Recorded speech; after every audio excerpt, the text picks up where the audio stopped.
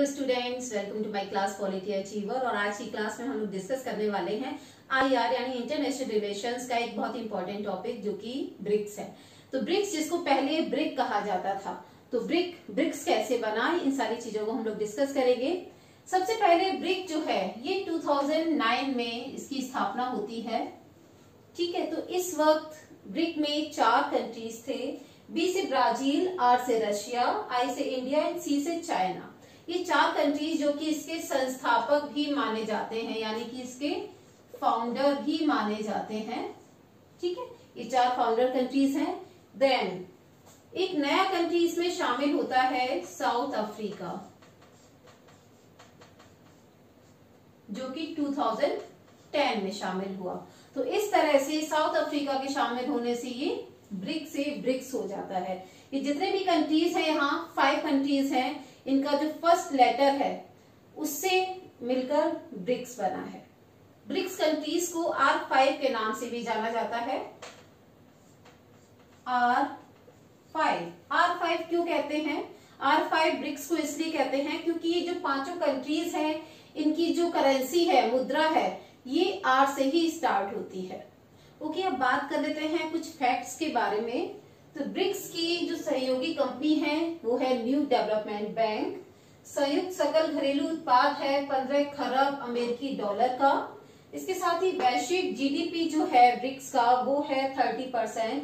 और जो विश्व व्यापार है यानी वर्ल्ड ट्रेड है उस सभी देशों का है 18%। इसके साथ ही जो एरिया है वो दुनिया का 1/4 है, यानी कि जो ब्रिक्स कंट्रीज हैं उनका जो क्षेत्रफल है, एरिया है, वो पूरी दुनिया का 1/4 है। इसके साथ ही पॉपुलेशन जो है ब्रिक्स कंट्रीज की वो 42% है। और ये जो डेटा है ये 2019 तक का है। तो ब्रिक्स का मुख्यालय है शंघाई, चीन में। इसके महासचिव हैं केवी कामत, अध्यक्ष है मार्कोस ट्रेयोजा। एंड ब्रिक शब्द के जो प्रतिपादक हैं, यानी कि ब्रिक शब्द जो है वो 2001 में जिम ओ नील ने दिया था। इसके साथ ही ब्रिक्स के जो सम्मेलन होते हैं, इनकी जो अध्यक्षता है वो अल्फाबेटिकली होती है। इट मींस बी से स्टार्ट होगा, देन ब्राजील, फिर Russia, India and then China, then South Africa. Okay, और इसके बाद साउथ अफ्रीका के बाद फिर ये वापस आएगा और फिर से Brazil, Russia, India, China and south Africa. तो इस तरह से अल्फाबेटिकली जो इसके सम्मेलन है उनकी अध्यक्षता की जाती है। सो नाउ हम बात कर लेते हैं कि ब्रिक्स किस तरह से स्टार्ट हुआ। तो पहले जो 4 कंट्रीज थे, BRIC, Brazil, Russia, India and China, ये चारों कंट्रीज सितंबर 2006 में इनके जो फॉरेन मिनिस्टर्स थे ब्रिक कंट्रीज के, वो सभी न्यूयॉर्क में मिलते हैं और एक हाई लेवल समिट होता है। देन 16 जून 2008 को येकतेरिनबर्ग यानी रशिया में एक जगह है, वहां पर एक समिट होता है फिर से इनका। इसके बाद 16 जून 2009 यानी कि 1 साल के बाद ही फर्स्ट समिट यानी पहला शिखर सम्मेलन ब्रिक का होता है। तो ये 2009 तक, 16 जून 2009 तक ये ब्रिक ही था। 2010 में जब साउथ अफ्रीका इसमें शामिल हो जाता है, इसके बाद ये ब्रिक्स होता है। तो यहाँ जब फर्स्ट समिट होता है तब तक ये ब्रिक ही रहता है। सो नाउ अब हम बात कर लेते हैं ब्रिक्स के अब तक कौन कौन से समिट्स हुए हैं, कितने समिट्स हुए हैं। तो सबसे पहला जो समिट था वो 16 जून 2009 को हुआ है येकतेरिनबर्ग, रूस में। इसके बाद सेकेंड समिट हुआ है 2010 में ब्राजील में।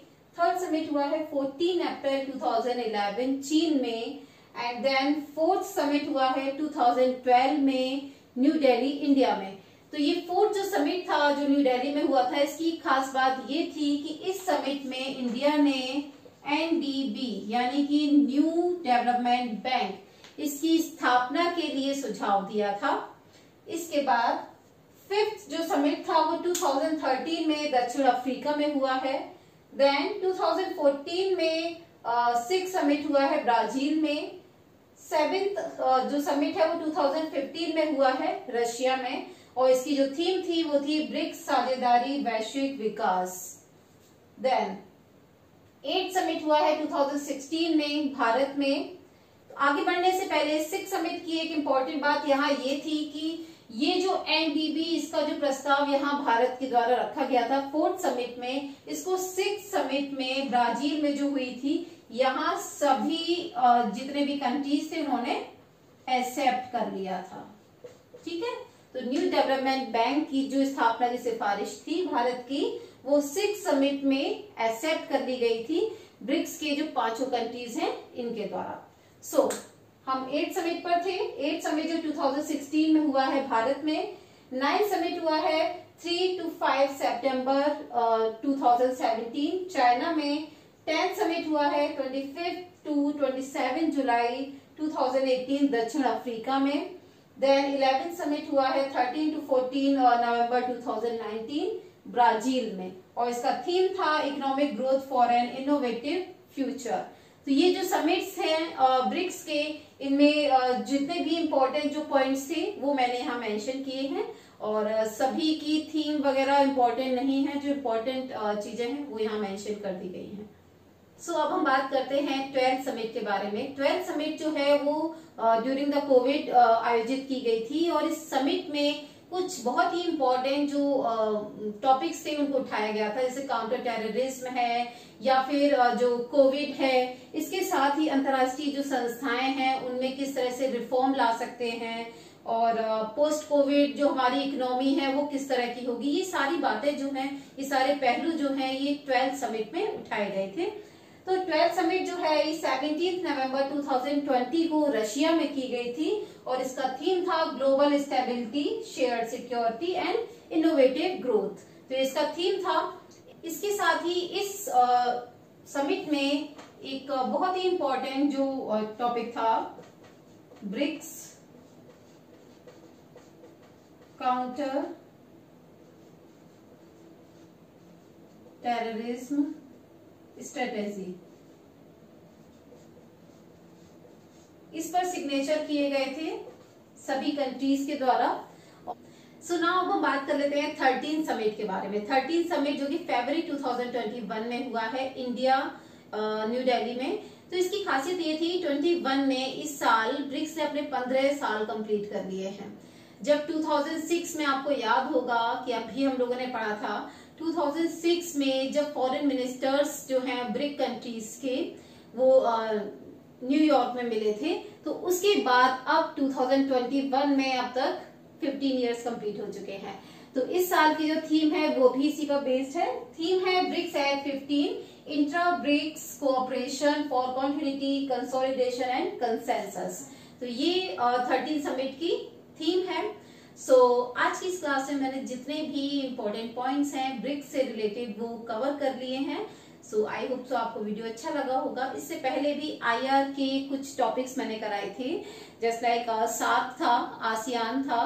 तो इनसे रिलेटेड जितने भी इंपॉर्टेंट पॉइंट्स हैं वो सारे आपको एक ही वीडियो में मिल जाएंगे। सो आपको इधर उधर भागने की जरूरत नहीं है।